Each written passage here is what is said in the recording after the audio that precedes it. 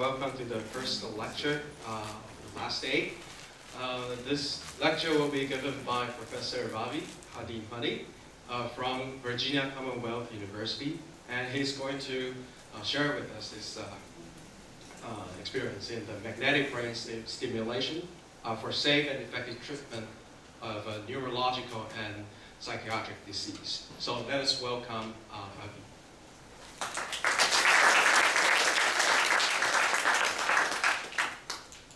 Thank you, Chi-Feng. Good morning. So, last day of the summer school, huh? So I don't know whether you are sad or eager to fly back. Yeah, I attended the first magnetic summer school that was organized by the IEEE Magnetic Society in, do you all hear me? How about now? Yes. The back? Yeah. I attended the first IEEE Magnetic Summer School, and when I attended, I learned a lot about the hard disk drives. Now it's spintronics, back then it was hard disk drives. So after attending the summer school, I decided I should organize one, and I did in 2019 at VCU. So I hope one of you will be organizing the next summer school. So, my name is Ravi Hadimani. I'm an associate professor at Mechanical and Nuclear Engineering of VCU. So, the title of my talk today is Magnetic Brain Stimulation for Safe and Effective Treatment of Neurological and Psychiatric Disorders. It's very different from what you have heard so far. It was all about spintronics, which is good in a way. You learn quite a lot about spintronics. But I think Dr. Cindy Dennis's talk yesterday was a nice segue for my talk. It's a lot about biomagnetics, and we will even talk about clinical trials here with human subjects. So most of the work was done at Iowa State, Virginia Commonwealth University, and Harvard Medical School. Before I start talking, I want to first disclose that I have several patents, and I'm a major stakeholder in a spin-off company at VCU. So I have financial interest. I'll try my best to give you unbiased view of the research, but it's up to you to decide. So before I move on to the actual topic, I want to highlight IEEE Brain, which is a technical community within IEEE. It is funded by IEEE Magnetic Society and I think about 10 other societies. So it's basically a platform for various technical societies within IEEE to collaborate and come up with grand challenges and even organize symposiums and conferences. So the next one is in October. If you are in Midwest of the US, please try to attend. And if you're doing anything related to neuromorphic computing,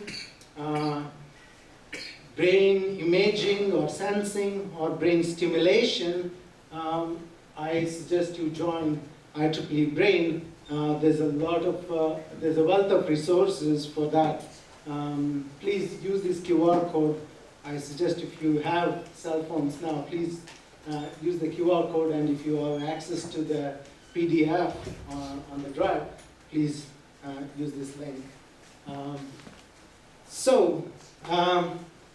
Now coming to the brain stimulation topic. So first, here is the structure of my talk. First, I will give you an introduction to a brain stimulation technique called as transcranial magnetic stimulation. I'll talk about different coil designs, and then I'll talk about development of a brain phantom that mimics the structure and electrical properties of the brain, which is needed for experimentally validating the neuromodulation procedures. And then, so this is all about the coil development and heavy on the engineering side, and this is mainly on the clinical trials. So I'll talk about 3 clinical trials today. One is on healthy subjects, one on traumatic brain injury patients, and another one on schizophrenia patients. So I'm a co-principal investigator on 2 of them, that is the healthy subjects and the schizophrenia patients. These clinical trials took place in VCU in Richmond. And the other one is in collaboration with NIMHANS, that is National Institute for Mental Health and Neurosciences of India in Bangalore. So, what's the most motivation to do brain stimulation using magnetic fields? So, brain is the most complex organ in the human body. I would even say it's the most complex thing in the universe. If you can think of anything complex, it's because of your brain. That means something that thinks about complex has to be more complex than the complex thing, right? So it is this 3-pound pink jelly that sits in between your ears that is responsible for everything you do, the world you perceive, the emotions you have, the memories. So it is an exciting organ or exciting field of study. Structurally and functionally imaging it and stimulating it is a challenging task. So it is one of the hot areas. You might have already heard about Neuralink, Elon Musk's company. Brain-computer interface is a very big topic nowadays. So if you want to do that successfully, you need to understand the brain. And brain has, an adult brain has about 80 billion neurons, 80 to 100 billion neurons. So these, if you just think of the number of neurons itself, they are more than the number of stars in our Milky Way galaxy. And each neuron connects to 10,000 other neurons. So just do the math, the total number of connections you can encounter. So if you want to replicate the functional features or the structural features of the brain, it's impossible with the current technology at least. So it is an exciting field to study. More than that, there are a lot of neurological diseases. The mean age of not just the US population, but the population of most of the developed world is increasing. That means people are living longer, which means they are prone to more neurological and psychiatric disorders. And also the pandemic brought about few more psychiatric disorders, depression, and so on and so forth. In the US alone, National Institute of Health estimates that 1 in 4 Americans above the age of 18 suffer from a diagnosable neurological or psychiatric disorders.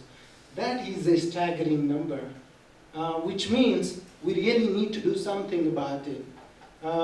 So we need to study the structural state of the brain, functional state of the brain, and come up with effective and safe tools that can alter the functions of the brain so that we can either reduce the symptoms or cure the neurological disorders.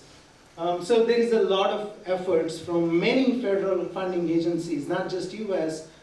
So the famous one is the European Human Brain Project at a cost of $1.6 billion. So that is ongoing. US started, during Obama administration, it started the Presidential Brain Initiative. It started with small funds, but now NIH has spent about $4 billion, close to $4 billion on different brain initiatives.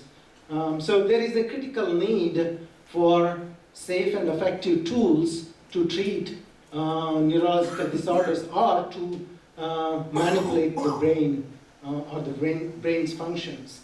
So I'm making a case that transcranial magnetic stimulation is an effective and safe tool to alter the functions of the brain without any surgery or radiation.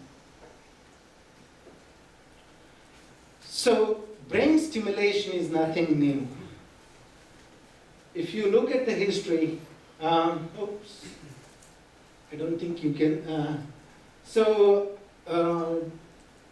During BCE, people used the torpedo fish to relieve pain and get some funny effects. So that was during BCE. And there were several other observations, but one of the notable is from Luigi Galvani. He identified what is called the animal electricity. So he stimulated the spinal cord of a dead rat and made the legs of the frog twitch.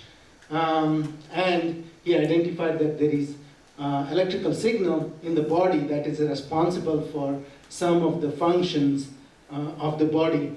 And then go back all the way to 50s when Wilder Penfield demonstrated that you can, when you are doing surgery of the brain, either for cancer or any other reasons, you can identify different regions of the brain by electrically stimulating specific region and identifying its corresponding function in the body.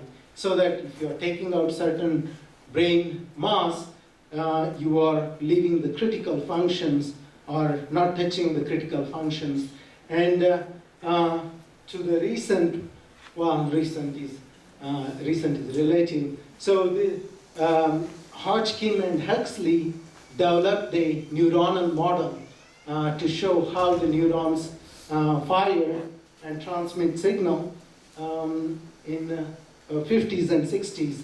They got the Nobel Prize in 1963 for their neuronal model. So there has been a lot of work in the area of brain stimulation. So there are several techniques to stimulate brain, electrical and magnetic, invasive and non-invasive. So here are the few tools that I want to talk about. So this is electroconvulsive therapy, or in short ECT, was quite widely used for treating depression or psychotic episodes. So if a person had severe depression such that the person would harm himself or herself or others, he or she would undergo ECT treatment, wherein a large current was applied on the brain, and it basically resets some of the neuronal paths, some of the neuronal networks in the brain, and it reduced the symptoms. And this was quite successful. It was quite widely used. But for this, the person was hospitalized and anesthetized. Yes? When you say it rewears certain pathways in the brain, do you mean neuroplasticity? The ECT, I think you said reset maybe? Yeah. So what do you mean by that? So again, I'm not too familiar with how ECT works. It's basically large current going through your brain and depolarizing large number of neurons. So basically whatever network, whatever weights they were connected with other neurons, they are basically either, again, I'm not too familiar with how the treatment occurs there, but that was a popular treatment that is using current. So I just wanted to show other techniques there. I'm going to talk about the magnetic stimulation. Okay, thank you very much. Does it still exist or value? So yeah, it still exists. It's a very reliable technique if a person is undergoing a lot of psychotic episodes or severely depressed. But there are side effects. People lose long-term memories with that. So some states in the US banned, but it's very common in India and other Asian countries. But in some states it's still a reliable technique. And then a slightly milder version is transcranial direct current stimulation. So in this one, this is not FDA approved. This is FDA approved, and insurance pays for this.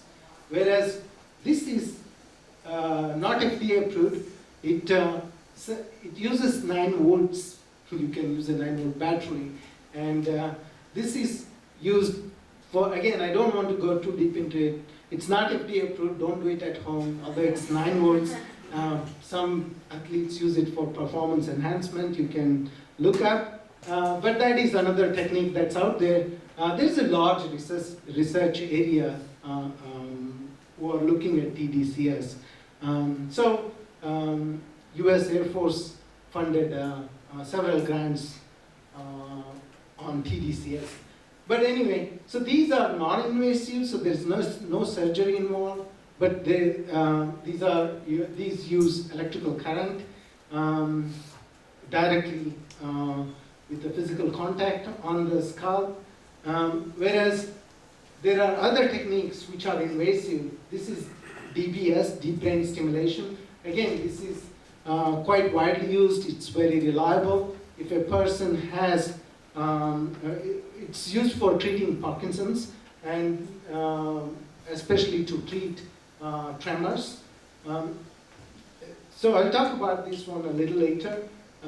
We use TMS with this. And then there is another version of invasive surgery or invasive stimulation.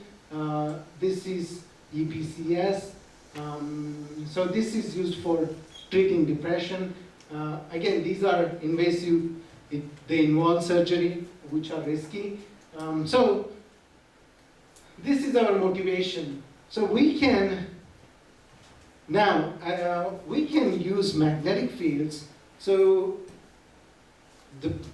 the surface of the brain, the scalp, and the skin, they are non-magnetic. So if you apply magnetic field, they go through.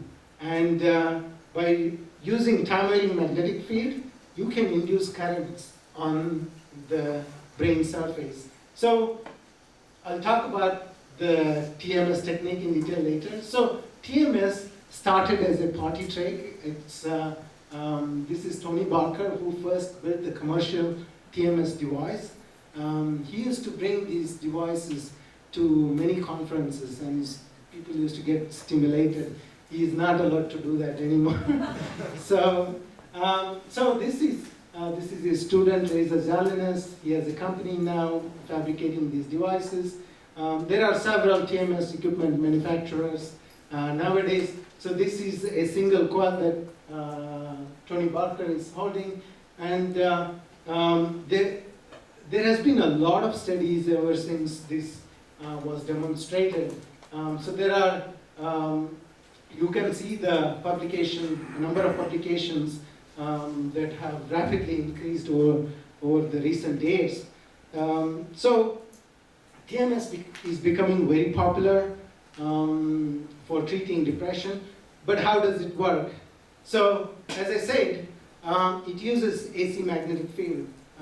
So a time-varying magnetic field will induce an electric field. So del cross E equals minus dB by dt. So time varying magnetic field will induce an electric field, and this electric field on the neuronal membrane is discontinuous. So you don't get continuous eddy currents, but the electric field on the neuronal membrane will make the ions move between the membrane, inside and outside of the neuron. So going back to Hodgkin and Huxley model, so the neuronal membrane rests at minus 70 millivolts. So the ions, calcium ions and potassium ions, the concentration between inside of the cell and outside of the cell maintains minus 70 millivolts. So that is the resting potential of a neuronal membrane. So, and when the neuronal membrane reaches minus 55 millivolts, so that reaches a threshold potential. And again, this happens based on how many other neurons are connected to that neuron and how much signal it is getting. So based on the integration of all the signals, so this, when it reaches the threshold, it initiates a sudden discharge of all the neurons between the membrane, and that results in an action potential. And that action potential is what we call as neuron firing. And that neuronal firing sends a signal, and that signal is what alters a group of neurons. When that signal in collective way affects a certain group of neurons, and when this group of neurons fire together, it affects certain function of the body. So this is how the TMS technique works. So if we can induce E field that overcomes this threshold, or even completely depolarize the neuronal membrane, we initiate a neuronal firing. And if we do it on several neurons, we affect that area of the brain. And when we do that, we affect a certain small circuit in the brain, which changes certain function of the human body. So basically, this sounds so straightforward, but it's way complicated than that. Again, it's very challenging to make certain group of neurons induce E field only in certain group of neurons, because of the way magnetic field is generated using the coils. So how is the magnetic field generated then? So basically, it has a large capacitor which charges and discharges, and we use an SCR, silicon control rectifier, or a thyristor to basically control or switch the capacitor and discharge the current into a TMS coil. So the TMS coil is nothing but copper winding, which I'll show in next slide. So when you discharge a large current in a copper winding, so basically you get a magnetic field. So this is a sinusoidal signal. So you get this wave, and the induced electric field in the tissue will be like this with a phase lag. And this is how it looks like when you measure it. And at the peak, you use this peak field to depolarize the neuronal membrane. So this should be equal to the 40 millivolts that the firing occurs in the neuronal membrane. So this is how a coil, TMS coil, looks like. Basically, these are the copper windings. This is an X-ray of the coil. You know, when medical companies don't give you the information, we know how to. So we were modeling these coils and we were not able to get the dimensions. So they were not willing to provide us. So we just X-rayed the coil and using imaging, we got all the dimensions here. So this is an X-ray of the coil. So you know how many windings are there, you know what's the thickness of the copper, and based on the number of turns and the amount of current that goes through, you know how much magnetic field it generates. So the current is at 2.5 kilohertz with an amplitude of 5,000 amps. That's a large current, right? But it's at a very short period, 2.5 kilohertz. So it's 0.4 milliseconds. It's a very short pulse. And we use a number of these pulses. It's not a continuous sinusoidal signal. So we use these repetitive pulses. So the FDA approved treatment for depression, the protocol is 10 hertz, that is 10 pulses per second. You have to use this frequency to treat a patient for 5 days a week for about 2 months. This is 45 minutes per day treatment. And if you do that, due to neuroplasticity, you make permanent changes in the brain. And for treating depression, you target the executive part of the brain or the emotional part of the brain called as left dorsolateral prefrontal cortex. So you use that part of the brain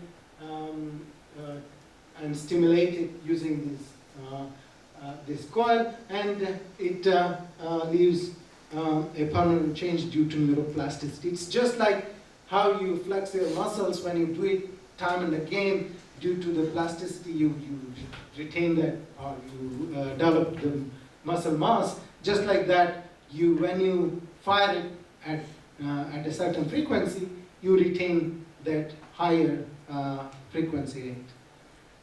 I guess my question is, it says that it causes changes, and you said it's neuroplasticity, but does it have the desirable effect against depression? Because change could be good, it could swing in the other way too. Yeah, it's a very good question. So, yeah, of course we can. So this tool is to modulate. So you can either downregulate or upregulate. You can excite or inhibit. But this is empirically determined protocol. So people did it and it happened. And now they use it and it has repeatable, reported. I mean, it's quite widely used. So the effects on the prefrontal cortex are permanent. It is shown using functional MRI. It is shown looking at the receptors in the membrane. So that is quite widely published. Okay. So this excitation of left dorsolateral prefrontal cortex relieves depression symptoms, and that is well established. So it's more like an empirical study rather than what's going on inside the brain. Like, why is it relieving the symptoms in general? Yeah, so that comes back to, so if we want to modulate any function, you have to target or tune the entire network. If you just target a single area in the brain, our brain is known for neuroplasticity. There are other areas that compensate and it tries to bring back. Yeah. But this technique stimulates only one area and gets the results. But ideally, you need to know what is the network. Yes. And you need to, once you know the network, you can stimulate multiple regions in the brain, and not all the time excitation is a good thing. Yes. So certain regions need to be excited and certain regions need to be inhibited. Yes. And I guess my next question is, so if, for example, here it's written it's 10 hertz repetition rate for half an hour for 5 days per week. If you discontinue it, does the brain revert back to its initial state, I guess? So after about 6 to 8 weeks, the changes are permanent, and some people might need what is called maintenance treatment, but mostly it is retained. Again, the people who might need maintenance treatment, again, whether have you applied in the right location and so on and so forth. So, Okay, and if you want to revert it back, is it, I think it's more like a hypothetical question, because if people are getting better, they won't revert back to it, but it's like, if you want to revert the effect back, do you just use magnetic field stimulation? well, why do you want to revert back I to know, the previous state? I'm just saying hypothetically, Professor, is it So- possible to reverse back? Well, so this is used for treatment right now. Yeah. So you can't do any human subject study Yeah, I unless know. it has beneficial effects, or unless it is targeting to relieve some symptoms or cure some disorders. Yes. Yeah, you can, in animal studies, you can do that. Again, you have to, the emotional network is a very